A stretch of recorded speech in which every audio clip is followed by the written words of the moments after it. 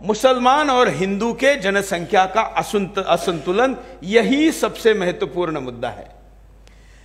और स्वाभाविकता मुसलमान दुनिया में जहां पर भी संख्या में बड़े हैं, और वो भी 51% होने की जरूरत नहीं, 25-30% भी हो जाते हैं तो उस देश का, उस समाज का कोई ना कोई 20-30% पागल या स्वार्थी या मूर्ख उनको कोई ना कोई मिल जाता है, और उसके बाद वो वहां पर राजनीतिक दृष्टिकोण से हावी हो जाते हैं। ये इतिहास है।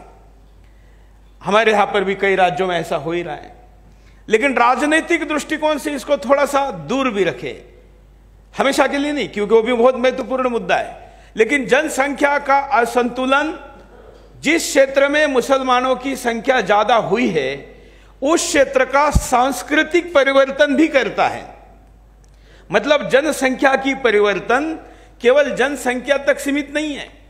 जैसे माने कि किसी क्षेत्र में मैं उनको अलग धर्म नहीं मानता, हमारे ही सिख भाई ज्यादा बढ़ जाए तो कोई फर्क नहीं पड़ता, हमारे ही किसी जगह पर जैन भाई बढ़ जाए तो कोई फर्क नहीं पड़ता, हमारे ही बौद्ध भाई कहीं पर बढ़ जाए तो कोई फर्क नहीं पड़ता।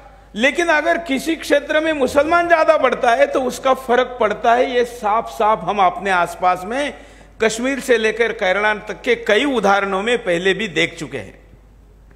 अब क्या फर्क पड़ता है, इसका ज्यादा विश्लेषण करने की आवश्यकता नहीं, क्योंकि सारे चेहरे देखकर ज्यादातर लोगों को मैं जानता ही हूं कि वो सब इस बात से सहमत है ही कि यह समस्या है। तो समस्या पर ज्यादा चर्चा करने के बजाय हम इस दिशा में बात करेंगे कि समस्या का समाधान क्या हो सकता है। क्योंकि मुसलमान जहां पर संख्या में ज्यादा है वो केवल भारत में ही, भारत के किसी एक राज्य में ही या केवल कश्मीर में ही कोई अलग से गतिविधि करता है, ऐसा नहीं है। वो भारत हो, वो नेपाल हो, वो श्रीलंका हो, या दुनिया का कोई देश हो, या किसी भी दूसरे देश का कोई राज्य हो, सब जगह पर उसका जो बिहेवियरल पैटर्न है वो एक जैसा है, और इसलिए उस पर ज्यादा चर्चा करने की आवश्यकता नहीं। आप सब लोग उसके जानकार हैं। हम उसके समाधान की तरफ बात करते हैं। तो समाधान क्या होना चाहिए?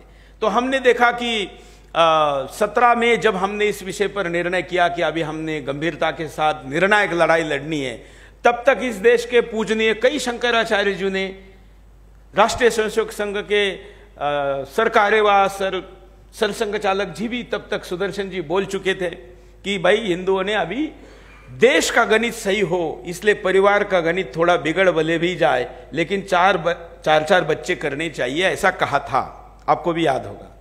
लेकिन 17 तक हमने उसका अध्ययन किया और हमारे ध्यान में आया कि ऐसे भाषण में ताली तो मिल सकती है 4 बच्चे पैदा करो कहने से हिंदुओं को, लेकिन कोई पैदा करने वाला हमको तो नहीं मिला। ना आपको मिला होगा तो मुझे पता नहीं, मुझे तो नहीं मिला। और अगर कोई 2-4 कर भी दे, 200-400 भी कर दे, 2-4 हजार भी कर दे, तो भी समस्या का समाधान होना नहीं है।